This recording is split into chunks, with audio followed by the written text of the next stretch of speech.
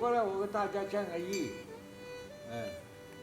这个你们大部分都是医生 doctor 哦，这个功呢，肯定你回去啊全部坚持完，我认为不可能的事情哦，你起码做1个动作到2个动作，这个你一定要坚持住，就是再忙，你早晨起来去，你要坚持一下。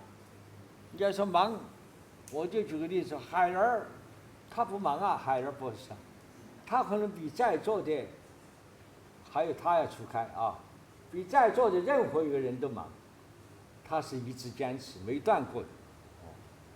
罗而已，我知道忙吗？忙，可能比好多人都忙。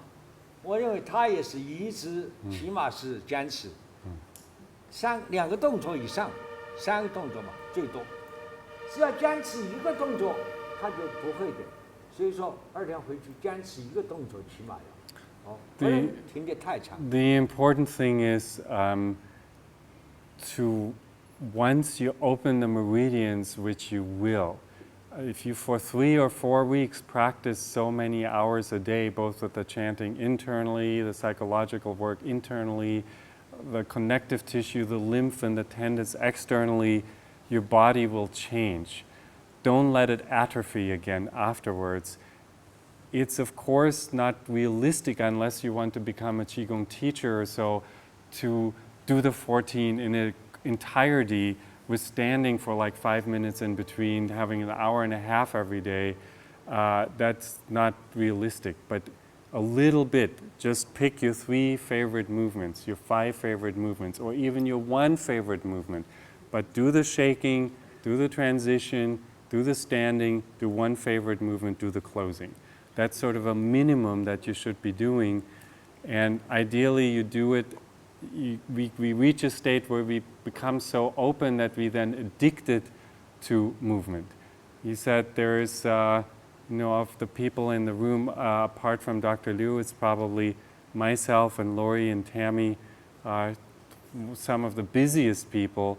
But because our body will start hurting because we've done so much Qigong before, even though we might not practice as much as when we were younger, where we did the whole thing for a whole year or so when we learned a new form, but we'll always do 3 movements or 5 movements or so, because otherwise we know it's going to be more painful not to do it.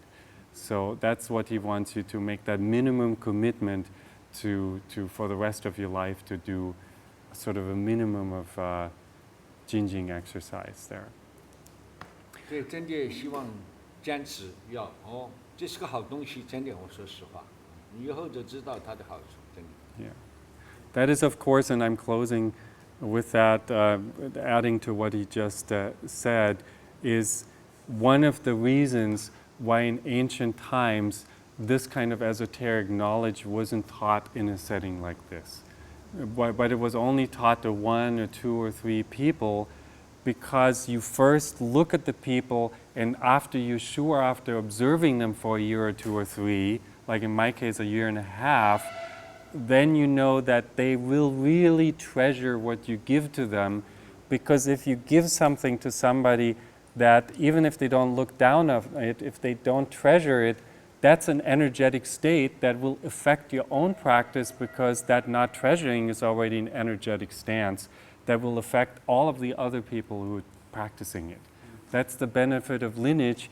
When you practice, all of a sudden you feel the universe is speaking to you, is because so many hundreds of people before have practiced that, and their energy, their commitment is still in the universe. And they're speaking to you. You benefit from that. But on the other hand, you think negative, and even by saying, oh, that was interesting, now I'm moving on to something else, you're already casting an energetic shadow on that practice. That is why he is always sometimes mad at me and says, because he understands enough English to know what I'm saying, that he says, that wasn't necessary for you to say everything, because I'm always worried that I'm not giving enough to my students. But he says, I can read that person's heart. They don't care that much.